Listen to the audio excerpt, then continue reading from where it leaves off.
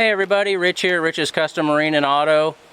Today we're going to be working on a Polaris four-wheeler. So what we got here is the Magnum 325, as you guys can see right there. Customer concern on this one is that runs great if you pull start it, hitting the starter button, nothing happens. So you always want to start out with checking battery voltage first. So I use a power probe. Some of you are probably familiar with them.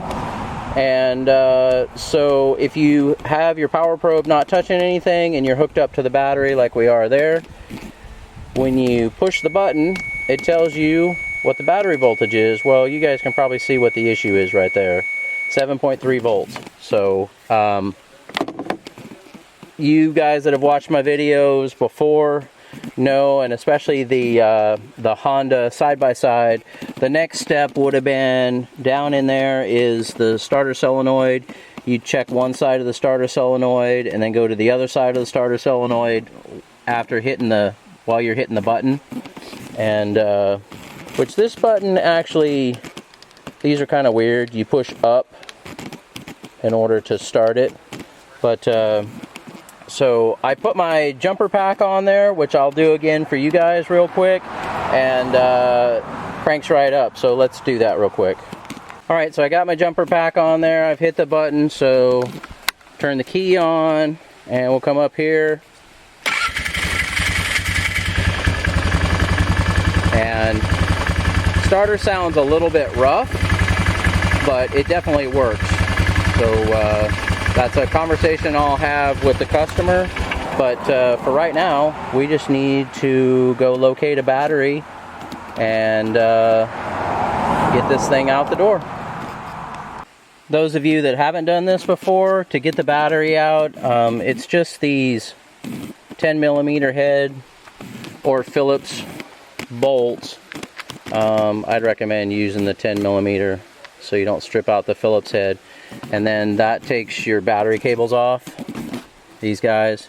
And then you come in from the side, right above the wheel, and that's the battery tray. And then that battery will just tip towards you and then comes right out of there. It's actually really convenient and easy. Alright guys, we got the battery here for this quad. As you can see, it's a Deka.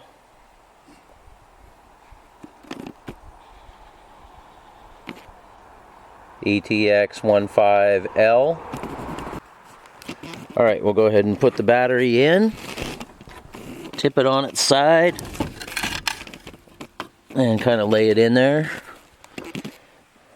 And then down here we'll get this positive cable out of the way, and then the battery just sits right where it needs to be. So we'll go ahead and put a little bit of dielectric grease on those terminals.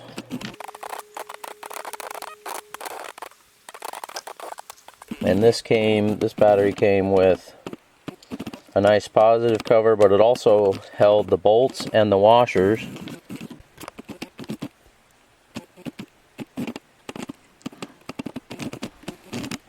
Okay, you always want to connect your positive first.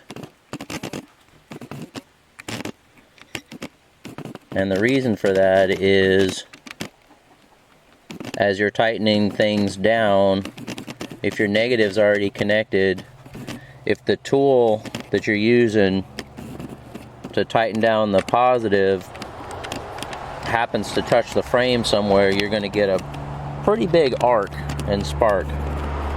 So you always put your positive on first, and then see, we can get our negative cable here.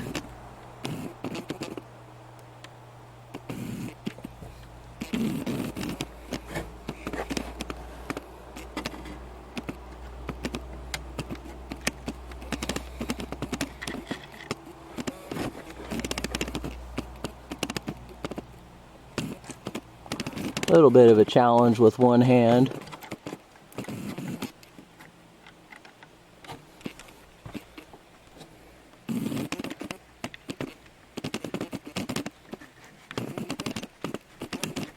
Now I did go ahead and get the battery hold down strap too, the factory Polaris one.